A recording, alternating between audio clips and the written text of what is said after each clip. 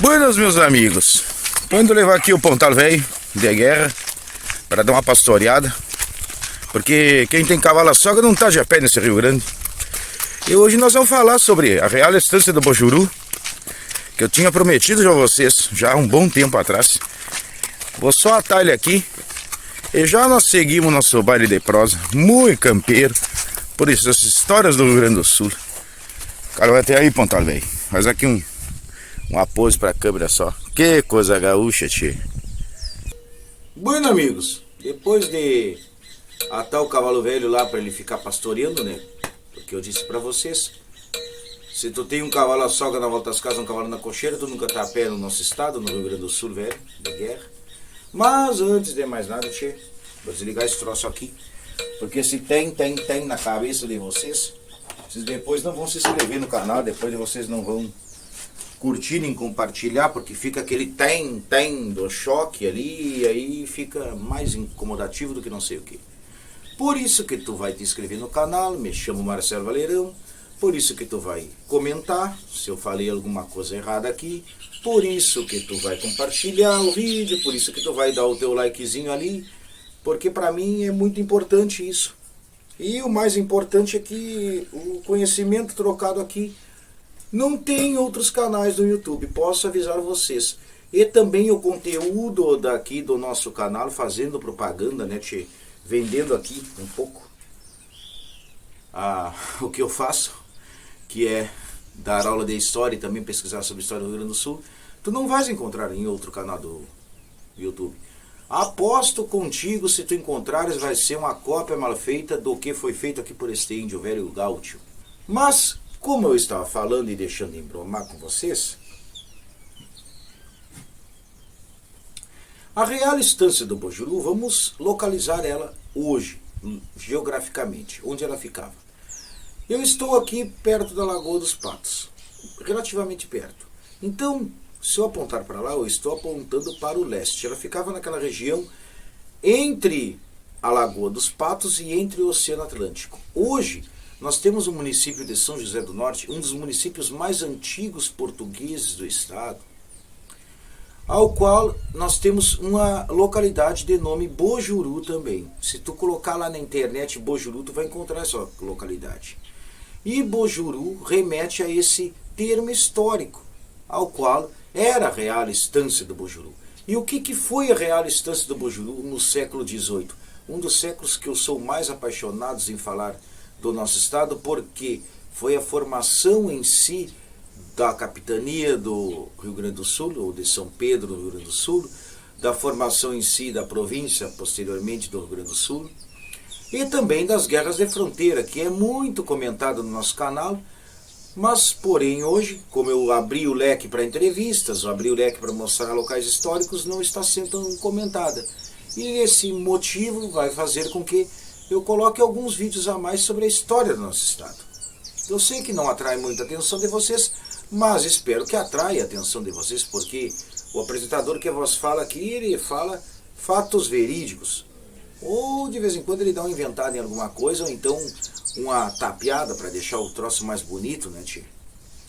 Bueno, a Real Estância do Bojuru, ela servia para um propósito: munício para as tropas portuguesas, ou seja, alimentação para as tropas portuguesas e transporte para as tropas portuguesas que lutavam contra os espanhóis. Modéstia à parte, eu sou uma parte castelhana aqui, mas falando dos espanhóis, porque aqui foi uma região muito disputada entre espanhóis e portugueses em todo o século XVIII. Eles subiam, os espanhóis, em direção ao norte, e os portugueses desciam em direção ao sul, e aquilo era uma peleja assim, ó, praticamente que por mais de 40 anos eles pelearam nessa região aqui. E um desses motivos que posteriormente eu falarei num vídeo curto sobre os campos neutrais, que não são Santa Vitória do Palmar. Temos campos neutrais bem mais antigos do que os campos de Santa Vitória do Palmar. Mas enfim, ela foi criada oficialmente, a Real Estância do Bojuru, em 21 de junho de 1738, por Silva Paz. A duração dela se estendeu até Dá uma paradinha, senão eu começo aqui a falar e vou que nem um metralhador, né, tio? E se estendeu até 1760, 1750 aproximadamente, nesses 10 anos que nós temos também as guerras guaraníticas acontecendo simultaneamente no oeste do estado. Tio, eu estou aqui exatamente apontando, olha só, norte para lá, sul para lá, leste para lá e oeste para lá. Tu aprende até os pontos cardeais aqui, tio. É um troço incrível, magnífico. E também idiota de você falar, né? Mas, bueno, quando o Silva Paz chegou aqui, oficialmente, no dia 19 de fevereiro de 1737, ele fundou um entreposto, um posto no meio do caminho entre a colônia do Santíssimo Sacramento, que hoje fica na cidade de Colônia, bem pertinho de Montevidéu, no Uruguai, e São Paulo. Mas os campos aqui já eram conhecidos. Já eram conhecidos por outro cara que eu citei aqui no nosso canal, que é Cristóvão Pereira de Abreu, o patrono do tropeirismo no Rio Grande do Sul. Cristóvão Pereira de Abreu, a partir de 1725 até 1732, 1740, se estendendo um pouco mais, ele foi o cara que fez os caminhos a pé. A pé a gente fala por a parte terrestre, entre Montevidéu, na colônia de Sacramento, até São Paulo, com tropas de gado, abrindo estradas e tudo mais. E encontrou um local bem propício para criação de gado, que teria suas cercas naturais e seria mais fácil pegar aquele gado alçado, gado bravio, gado selvagem, falando de uma forma aqui bem explicativa, bem didática, que era essa faixa de terra pouquíssimo comentada no YouTube, pouquíssimo comentada na história do Rio Grande do Sul, mas de uma importância histórica gigantesca para a nossa formação portuguesa, tanto quanto as missões jesuíticas para a nossa formação castelhana e espanhola. Nós temos aquela faixa de terras, como eu falei a vocês, que vai de São José do Norte até Osório, passando por Palmares, passando por Mostardas, passando por Tavares, cidadezinhas históricas com um tesouro ainda a ser descoberto na história do Rio Grande do Sul. E esse índio velho, chamado Cristóvão Pereira de Abreu, tem até o Rincão do Cristóvão Pereira, também vocês podem encontrar no YouTube, que é em homenagem a ele. Tinha esses campos já propícios à criação de gado. Silva Paz chegou aqui. Primeira coisa, quando tu chega com o exército, tu precisa de munição, de comida para esse exército e transporte. Ele decidiu criar, um ano após, como já citado aqui na data, não vou me estender muito, essa Real Estância do Bojuru. E por que real? Porque ele era o empreendimento da coroa portuguesa que ficava lá na Europa. A colônia apenas administrava ela, mas todo o empreendimento era da coroa portuguesa, dos portugueses, porque estou falando aqui quando o Rio Grande do Sul ainda pertencia à capitania de São Paulo. Posteriormente que ela foi elevada à capitania de São Pedro do Rio Grande do Sul. Nesse sentido, já era um projeto ambicioso desde o início, porque nasceu essa estância, a primeira estância gaúcha, com 15 mil reses, reses igual a vaca, igual a boi, igual a vacum, igual a bovídeos, ou bovinos. Eu estou muito abobado hoje, né, Che? Mas é que eu gosto de fazer esses vídeos, então a gente fica meio abobado. Logicamente que ela nasceu já com 15 mil reses, nasceu com 8 mil cavalos e com 5 mil mulas. Os muares, eles são um híbrido entre o assinino e o equino. Falando aqui de um português bem direto e reto, aqui ó, direto e reto a vocês, é a cruz entre o burro e a égua. Também outra curiosidade histórica, o nosso estado, antes de ser estado, ele foi o maior produtor de mulas da colônia do Brasil, porque as mulas elas eram cruzadas, elas eram criadas, não é, entre o burro e o cavalo, e a égua, é claro, e eram levadas daqui tropas de mulas até as minas de Minas Gerais, de Goiás e do Mato Grosso, para transportarem o ouro. Então quer dizer que nós suprimos, teoricamente, o transporte do ouro com mulas que eram produzidas naquele estado. Existiam estâncias que eram próprias somente para a produção de mulas. Talvez a gente fale o ciclo do tropeirismo no Rio Grande do Sul, onde é que se fala um pouco dessas estâncias centenárias ou bicentenárias nascidas nesse período. Mas, bueno, por que era preciso tantos animais? Só que antes de falar disso, vou contar para vocês outro detalhe sobre a Real Estância do Bojuru. O empreendimento dela seria magnífico, não tão magnífico quanto as estâncias missioneiras espanholas que ficavam para o oeste. Claro, não tão magnífico, mas o empreendimento dela seria para chegar a 45 mil vacas ou reses, para chegar a 20 mil cavalos e 12 mil mulas. Eles tinham essa meta a ser batida, ou ser alcançada. Porque eles, como viviam em constante conflito com os espanhóis, tomando matezinho. Se vocês gostarem do vídeo, vocês vão esperar eu tomar uns 2 ou 3 goles de mate, né? Um exemplo que eu vou dar para vocês que foi também pesquisado e encontrado na internet e em livros. Também tu bota Google Acadêmico lá, tu encontra vários temas aos quais eu falo com vocês aqui.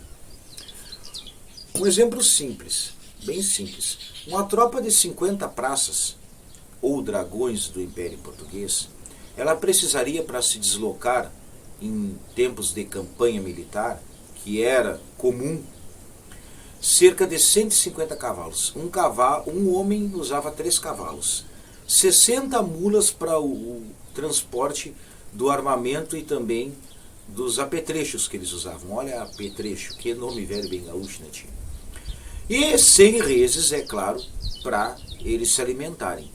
Então tu imagina que nós chegamos a ter aqui na região, nessa região do estado, cerca de batalhões de dragões, de soldados, de praças, que variavam entre 300 e 500 indivíduos.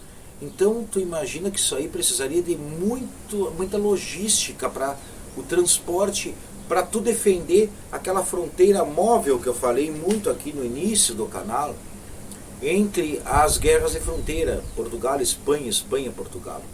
E a partir desse momento, a criação de uma empresa que era a Real Estância do Bojuru para essa finalidade era de suma importância. Mas, bueno, por que ela não deu certo? Por que ela não seguiu tanto tempo? Porque se tu fizeres as contas, 1738 até 1760, 22 anos, pouquíssimo tempo. José de Vasconcelos Martinho foi o vice-rei da parte sul da colônia portuguesa, aí já estou falando do Brasil. Ele citou em 1784 por que não deu certo a colônia, ou melhor, por que não deu certo a Estância Real do Bojuru. Simplesmente porque nós temos Gomes Freire de Andrade. Esse cara tem que sair um vídeo sobre ele, porque nem esse era o nome dele verdadeiro. Mas ele foi o primeiro governador-geral, já da então capitania de São Pedro do Rio Grande do Sul, e ele era um cara assim, ó, mais liso, tio. O cara era liso. O que é um cara liso? É um cara que faz aqueles joqueiozinhos lá, por baixo dos panos, né? E ganha um troco por fora. É simples. O que ele pensou quando ele tinha aquela estatal no nome dele? Olhem só, estatal. Esse nome é bem comum hoje em dia. Criar gado para quê? Se o que vale mais no gado é o couro. Na época valia muito mais o couro e os chifres dos animais. Chifre para nós aqui é guampa, é aspa, é aquilo que nós falamos mais regionalmente. O couro, é claro, né, era a produção de botas, era a produção de uma gama de utensílios que era levado para a Europa. Lá ele era manufaturado, era transformado em produtos e era transportado de volta para a colônia. E o chifre era a produção de botões, era a produção de equipamentos do armamento, e o resto, que era carne, era jogada fora. Simplesmente, se tu começa a fazer uma matança indiscriminada de animais, vai chegar a um ponto que tu vai exaurir esses animais, eles vão praticamente deixar de existir. Outro ponto importante, além desse, é que o contrabando que Gomes Freire de Andrade fazia, ele não pagava o quinto à coroa portuguesa, ou seja, O quinto era o quinto de tudo aquilo que tu produzia no Estado. No Estado não, na colônia. Era pago em forma de imposto para Portugal. Tu produzia lá, se tu produzisse, por exemplo, 1000 couros, um quinto de 1000 couros, que eu não sei quanto é que dá, acho que dá 50 couros, ou mais ou menos, ou 5 couros, não sei quanto, porque não conheço muito matemática, era dado como pagamento à coroa portuguesa. E com esse contrabando que ele fazia, vendendo para os inimigos, que eram os espanhóis, ele tirava o dele por fora e mantinha tudo bonitinho. Outro ponto importante é a administração na Real Estância do Bojuru. Quase que aqui que eu coloquei colônia, falando em colônia, não é, Che? Mas a administração, após Silva Paz criar ela, com o segundo e o terceiro administrador, já vou dar o nomezinho do terceiro administrador aqui para vocês.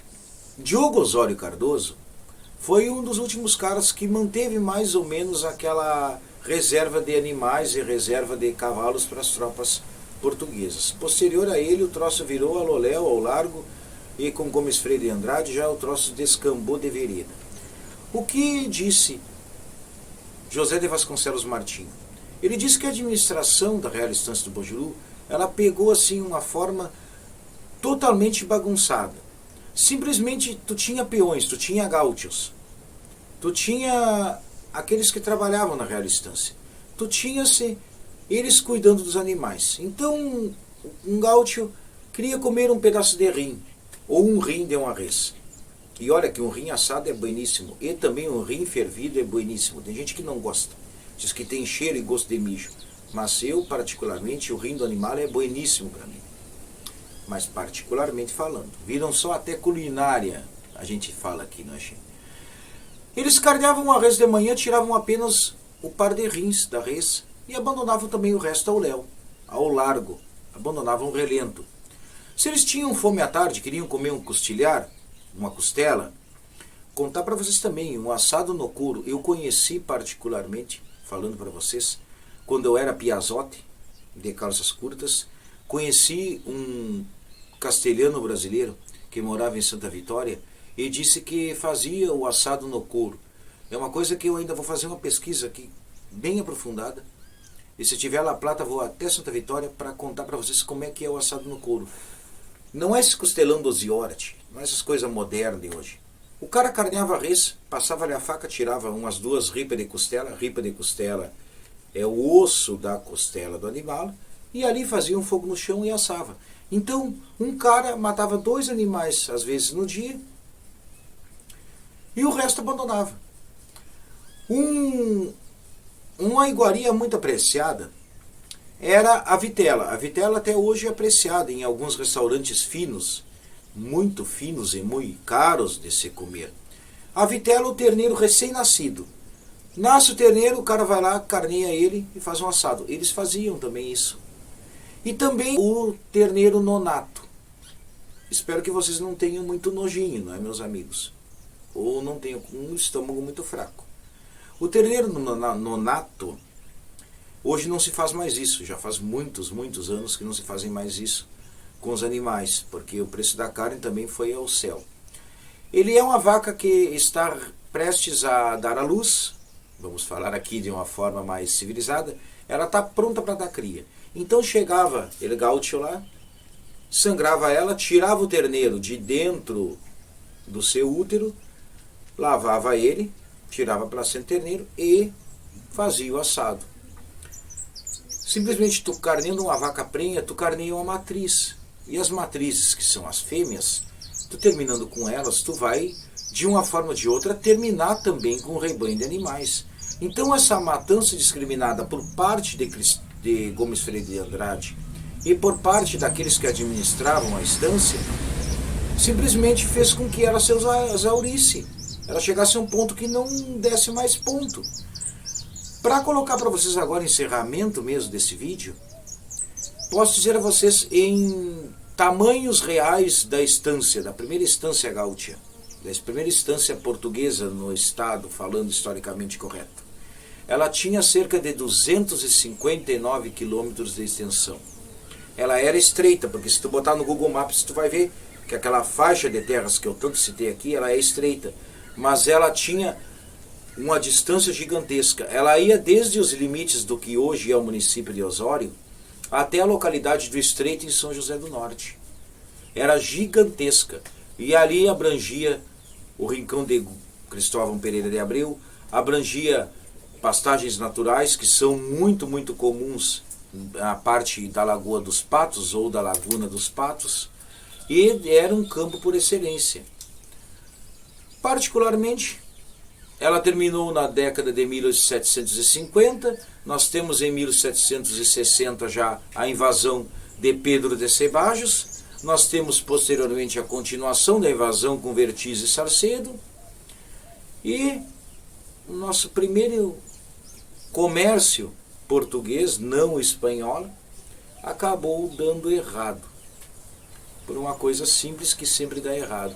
Se tu não mantiver organizado, não vai dar muito certo. É lógico, não é redundante falando aqui. Meus amigos, muito obrigado mesmo pela atenção de vocês. Espero não ter deixado vocês de saco cheio com os meus papos e minhas piadas sem graça, né? Mas eu estou muito faceiro em fazer vídeo agora de história, intercalando com locais históricos, com pessoas que formaram e formam a cultura do Rio Grande do Sul. Meu cabelo de repente está virado numa coisa, mas isso aí eu não sou bonito por natureza. Beleza é para mulher, não é para homem, né, che? Pelo menos Gildo de Freitas já falava isso. Peço desculpas aqui também por esse meu palavrear e porque essa expressão citada aqui. E até a nossa próxima prosa, com histórias não contadas na escola. Esse humilde apresentador que vos fala, Marcelo Valerão. Um baita abraço no coração de cada um.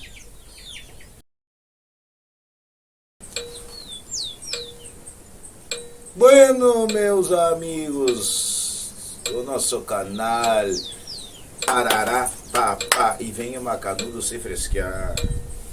É Maca, velho, tu quer pra aparecer na câmera, vem mais pro ladinho aqui, é Maca. Aqui, ó. Isso, ai que bonitinho. Dá a mãozinha, dá a mãozinha. Ô, baião. Baião. Porque quem tem cavalo açouga não tá de a pé nesse Rio Grande. É.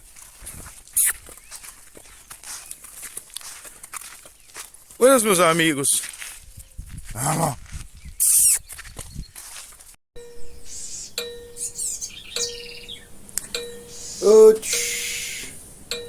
Por isso que é melhor fazer entrevista. Entrevista, tu chega, tu proseia, a pessoa conta o caos e tu não fica nesse põe,